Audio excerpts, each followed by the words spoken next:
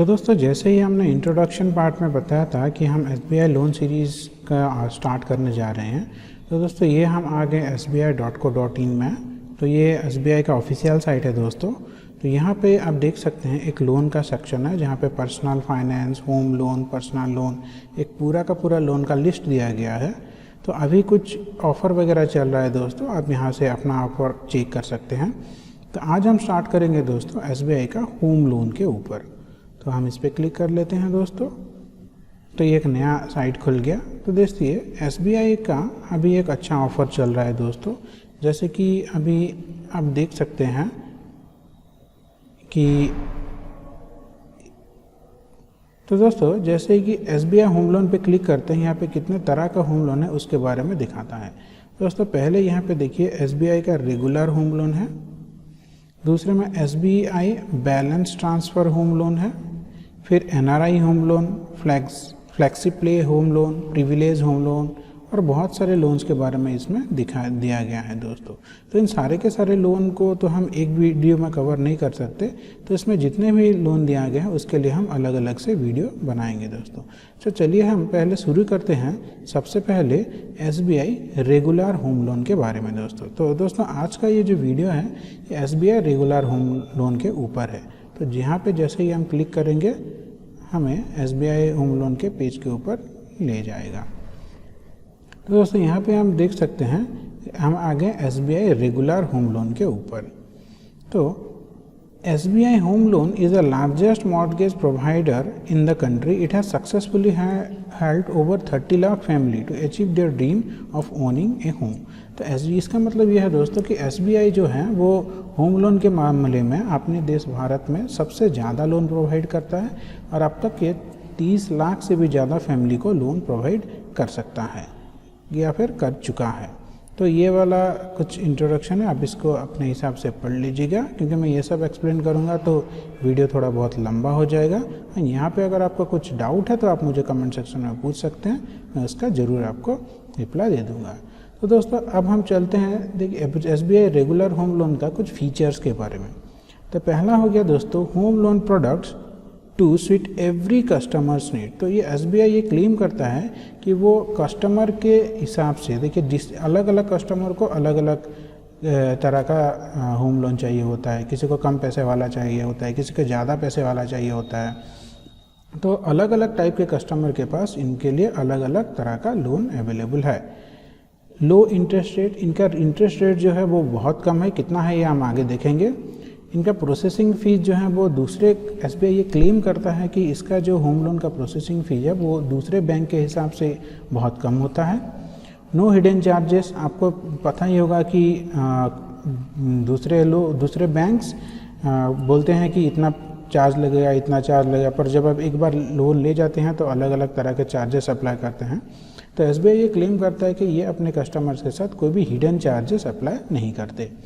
No pre payment penalty, आपको कोई भी प्री पेमेंट पेनाल्टी देने की ज़रूरत नहीं है। अगर आपको ये पता है प्री पेमेंट पेनाल्टी तो बहुत अच्छी बात है। अगर आपको ये पता नहीं है कि प्री पेमेंट पेनाल्टी होता क्या है तो प्लीज़ आप मुझे कमेंट कीजिए, मैं इसके ऊपर ज़रूर एक वीडियो बनाऊँगा। फिर आएगा दोस्तों interest charges on daily reducing balance. Daily reducing balance के हिसाब से इनके ऊपर इंटरेस्ट चार्जेस होता है। इसका कोई फिक्स्ड इंटरेस्ट रेट ऐसा कुछ नहीं होता। ये रिड्यूसिंग बैलेंस, तो अगर देखिए दोस्तों अगर आपको ये छोटे छोटे पॉइंट जो कि बहुत इंपॉर्टेंट है नहीं पता है, जैसे कि प्री पेमेंट पेनाल्टी क्या होता है, डेली रिड्यूसिंग बैलेंस क्या होता है, अगर आप इन सब के बारे में भी जानना चाहते हैं तो प्लीज़ मुझे कमेंट कीजिए। मैं इन छोटे छोटे पॉइंट के ऊपर भी कंबाइन करके कुछ 10-15 पॉइंट कंबाइन करके एक वीडियो बना दूंगा ताकि ये आपके लिए बहुत ही अच्छा होगा। तो फिर आ गया दोस्तों रीपेमेंट अप टू 30 ईयर्स। आप अगर एक बार लोन लेते हैं तो आपके पास 30 साल होता है, 30 साल के अंदर आप इसका EMI भर सकते हैं। फिर home loan available as overdraft. Overdraft का मतलब है दोस्तों, मान लीजिए आपने 10 लाख का लोन लिया है और आपको ये 10 लाख का लोन 10 साल में रीपे करना है। आप पहले 5 साल में 5 लाख का लोन रीपे कर देते हैं और बाकी का जो 5 लाख लोन बच गया है वो वाला आप 6ठे साल में भी पे कर सकते हैं। इसको हम ओवरड्राफ्ट बोलेंगे। Interest concession for women borrowers. तो मेरी ये एक सलाह होगी कि अगर आप घर बनाना चाहते हैं तो या तो आप अपने वाइफ के नाम पे या फिर अपने मदर के नाम पे ऐसे अगर आप लोन लेते हैं तो आपको इंटरेस्ट में कुछ परसेंटेज का छूट मिलता है। इस तरह से आपको जो टोटल EMI होता है वो कुछ रिड्यूस हो जाता है दोस्तों, लगभग 0.5% का छूट मिलता है इसमें। तो जब भी आप होम लोन के लिए अप्लाई करेंगे, मेरी सलाह ये है कि अगर ये पॉसिबल है तो आप किसी लेडीज़ के नाम पे ही होम लोन अप्लाई कीजिए। फिर चलते हैं दोस्तों एलिजिबिलिटी के ऊपर। तो इसका एलिजिबिलिटी क्या क्या है, तो पहला हो गया दोस्तों रेसिडेंट इंडियन। तो ये वाला होम लोन में आप इंडिया का रेसिडेंट होना चाहिए, आपका एज कम से कम 18 साल होना चाहिए और ज़्यादा से ज़्यादा 70 साल तक होना चाहिए। लोन टेन्योर जैसे ही हमने बात किया था कि 30 साल तक के अंदर आप इसको रीपे कर सकते हैं। लोन अमाउंट, आपको कितना अमाउंट का लोन मिलेगा अगर यहाँ पे आप क्लिक करेंगे तो आपको आप जान पाएंगे दोस्तों। तो इसके ऊपर हम बाद में आएंगे। तो उसके बाद आ जाते हैं दोस्तों हम इंटरेस्ट रेट एंड फीस के ऊपर। तो देखिए, क्योंकि यहाँ पे कोई इंटरेस्ट रेट दिया नहीं है, क्योंकि दोस्तों देखिए कब इंटरेस्ट रेट हमेशा बदलता रहता है। अभी कुछ दिनों से पहले दशहरा ऑफर था, वहाँ पे इंटरेस्ट रेट के ऊपर कुछ डिस्काउंट चल रहा था। अभी न्यू ईयर आने वाली है, तो अलग अलग टाइम पे अलग अलग इंटरेस्ट रेट चलता है दोस्तों, और इसका प्रोसेसिंग फ़ीस भी अलग अलग होता है। तो इस पॉइंट के ऊपर अब हम आएंगे तो थोड़ा हम डॉक्यूमेंट के बारे में देख लेते हैं। डॉक्यूमेंट के ऊपर बहुत सारे लोगों का डाउट होता है। तो देखिए क्या क्या डॉक्यूमेंट चाहिए। तो लिस्टेड पेपर्स और document applicable to all applicant, मतलब ये जो 4 है ये सारे एप्लीकेंट को देना ही पड़ेगा।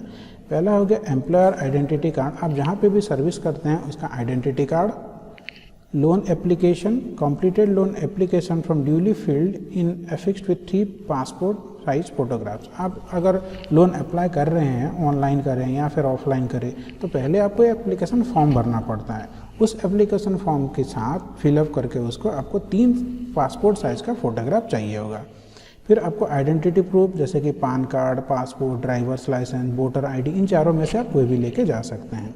फिर रेसिडेंशियल प्रूफ में आप telephone bill, electricity bill, water bill, gas bill या फिर पासपोर्ट, ड्राइविंग लाइसेंस, आधार कार्ड, ये सब लेके जा सकते हैं दोस्तों। प्रॉपर्टी पेपर, तो अभी आप क्योंकि एक लोन ले रहे हैं होम लोन, तो कहीं ना कहीं पे आप घर बनाने वाले हो, तो आप कहाँ पे घर बनाने वाले हैं, कोई एक जगह पे घर बनाएंगे तो उस जगह का पेपर। परमिशन फॉर कंस्ट्रक्शन, आप कहीं पे भी अगर कंस्ट्रक्शन कर रहे हैं तो अगर वहाँ पे एप्लीकेबल है, जैसे कि म्यूनसिपैलिटी एरिया में अगर आप घर बना रहे हैं तो उसके लिए परमिशन चाहिए होता है। तो अगर आपको वो घर बनाने का परमिशन चाहिए होता है अपने एरिया में, तो उसका परमिशन पेपर चाहिए होगा दोस्तों। रजिस्टर्ड एग्रीमेंट फॉर सेल, तो अगर ये वाला सिर्फ महाराष्ट्र के लिए एप्लीकेबल है, बाकी लोगों के लिए एप्लीकेबल नहीं है, तो अगर आप महाराष्ट्र से नहीं हो तो इसको आप इग्नोर कर सकते हैं सेकंड वाले पॉइंट को। ऑक्यूपेंसी सर्टिफिकेट, तो in case of ready to move property, इसका मतलब दोस्तों अगर बना बनाया घर आप खरीद रहे हैं, जैसे कि मेरे पास एक मकान है, मैंने घर बनाया था, उस मकान को मैं किसी और को बेच रहा हूँ, तो जो बंदा उसको खरीद रहा है उसको ये वाला सर्टिफिकेट चाहिए होता है दोस्तों, इसको बोलते हैं हम ऑक्यूपेंसी सर्टिफिकेट। फिर शेयर सर्टिफिकेट, ये भी सिर्फ महाराष्ट्र के लिए है, तो अगर आप महाराष्ट्र से नहीं है तो इस पॉइंट को इग्नोर कर सकते हैं। अप्रूव्ड प्लान कॉपी, तो जो भी आपका घर का प्लान होगा, आपको पता ही होगा कि घर बनाने से पहले हम एक प्लान करके घर बनाते हैं, तो वो जो आपका प्लान है वो अप्रूव्ड होना चाहिए। और ये सिर्फ नए प्रॉपर्टी के लिए है, पुराना प्रॉपर्टी के लिए ये वाला नहीं चाहिए। अगर आप ज़मीन के ऊपर घर बनाना चाहते हैं तो आपका जो प्लान है वो अप्रूव्ड होना चाहिए। पेमेंट रिसीव्ड, आप जब भी जो कोई ज़मीन खरीदते हैं तो उसका कोई एक पेमेंट रिसीव, जो कि बैंक अकाउंट स्टेटमेंट्स हो सकता है, जो कि आप बिल्डर या फिर सेलर से आप पे किए हैं, तो उसका एक प्रूफ चाहिए होगा कि आपके पास एक ज़मीन है, आप घर बनाना चाहते हैं। फिर अकाउंट स्टेटमेंट, तो उसके बाद आ गया दोस्तों कि बैंक ये चेक करता है कि जो भी बंदा को वो लोन दे रहा है उसका अकाउंट स्टेटमेंट क्या है, उसका सैलरी कितना है, क्या वो ठीक टाइम पे लोन पेमेंट कर पाएगा, उसके ऊपर बैंक थोड़ा कैलकुलेशन करता है। तो दोस्तों पिछले 6 महीने का बैंक अकाउंट स्टेटमेंट आप देंगे दोस्तों इसके लिए। If any previous loan from other banks और lender then loan account statement for last 1 year. तो दोस्तों अगर आपके नाम पे अगर आपने किसी दूसरे लोन के लिए अप्लाई किया है, मान लीजिए आप आज होम लोन के लिए अप्लाई करते हैं, पिछले 3 महीने या फिर 2 महीने पहले आपका ऑलरेडी कोई एक लोन चल रहा है, तो उसका भी आपका स्टेटमेंट आप बैंक को देना पड़ेगा। फिर इनकम प्रूफ, अगर आप सैलरीड हैं या फिर को एप्लीकेंट है, गारंटर, इन तीनों में से आप कोई भी दे सकते हैं। आप अपना सैलरी स्लिप दे सकते हैं। फिर form 16A, copy of form 16A। तो दोस्तों फॉर्म 16 बहुत इंपॉर्टेंट है, तो मुझे आशा करता हूँ आपको फॉर्म 16 के बारे में पता होगा, पर अगर आपको नहीं पता है तो प्लीज़ मुझे कमेंट कीजिए, इसके ऊपर भी मैं एक वीडियो बना दूंगा। और इनकम टैक्स रिपोर्ट, ये सब अब पिछले 2 साल का इनकम टैक्स रिपोर्ट आपको चाहिए होगा दोस्तों। Income proof for non salaried applicant, को एप्लीकेंट, गारंटर, ये हो गया दोस्तों इतना। जो भी सैलरी होल्डर हैं जिनको हर महीने में तनख्वाह मिलती है, ये पॉइंट उनके लिए। अब क्या है कि अगर आप सैलरी होल्डर नहीं है, मान लीजिए आपका कोई एक बिजनेस है या फिर सेल्फ एम्प्लॉयड है, तो आप क्या करेंगे? तो दोस्तों ये सब पॉइंट हो गया उनके लिए। बिजनेस एड्रेस प्रूफ, मान लीजिए आपका कोई एक दुकान है तो उस दुकान का एड्रेस चाहिए होता है। आपका बिजनेस का पिछले 3 साल का रिकॉर्ड या पिछले 3 साल का आपका बैलेंस शीट चाहिए होगा, जिसका प्रॉफिट एंड लॉस का 3 साल का बैलेंस शीट, आपका जो बिजनेस कर रहे हैं उसका लाइसेंस ये चाहिए होगा दोस्तों। उसके बाद TDS certificate, form 16A if applicable. तो अगर ये एप्लीकेबल है तो आपको ये फॉर्म 16A देना पड़ेगा। तो दोस्तों मैं फिर से बता रहा हूँ, अगर आपको फॉर्म 16A ये सब के बारे में नहीं पता है तो प्लीज़ मुझे कमेंट कीजिए, मैं इसके ऊपर एक वीडियो बना दूंगा। फिर सर्टिफिकेट ऑफ क्वालिफिकेशन, तो ये भी एक चाहिए होता है दोस्तों। आपको ये किन के लिए चाहिए क्वालिफिकेशन, ये किन के लिए चाहिए होता है? अगर आप CA हो या फिर डॉक्टर हो या फिर कोई एक प्रोफेशनल हो, तभी इनके लिए चाहिए होगा। तो दोस्तों हमने पिछले 2 पॉइंट छोड़ दिया था, तो चलिए आप उसको कवर करते हैं। पहला है दोस्तों लोन अमाउंट, आपको कितना तक का लोन अमाउंट मिल सकता है दोस्तों। तो देखिए यहाँ पे थोड़ा चेक कर लेते हैं। तो दोस्तों जैसे कि या हम दे सकते हैं टाइप ऑफ रिलेशन, आप SBI बैंक के साथ किस तरह का रिलेशन में हो, जैसे कि home loan, salary account with SBI, other deposit और लोन अकाउंट, इन तीनों में से आप कोई भी चूज़ कर सकते हैं, वो अपने आप के हिसाब से। तो अगर आपका SBI में सैलरी अकाउंट है तो आप ये वाला चूज़ कर सकते हैं। यहाँ पे आप अकाउंट नंबर देंगे, यहाँ पे आप मोबाइल नंबर देंगे, फिर ये वाला बॉक्स में आप टिक करके आप सबमिट कर देंगे। तो आप जो लोन के लिए भी एलिजिबल हैं पूरा लिस्ट यहाँ पे आपको दिखा देगा दोस्तों। तो आप अपने हिसाब से उस लोन को चूज़ करके कैरी ऑन कर सकते हैं दोस्तों। तो चलिए अभी हम चलते हैं थोड़ा इंटरेस्ट रेट या फिर फीस के ऊपर। तो जैसे ही हम यहाँ पे क्लिक करते हैं दोस्तों, एक नया टैब खुल रहा है। दोस्तों हमें यहाँ पे एक्सेल फाइल मिल गया, तो इसका हम थोड़ा खोलते हैं, क्या है इसमें देखते हैं दोस्तों।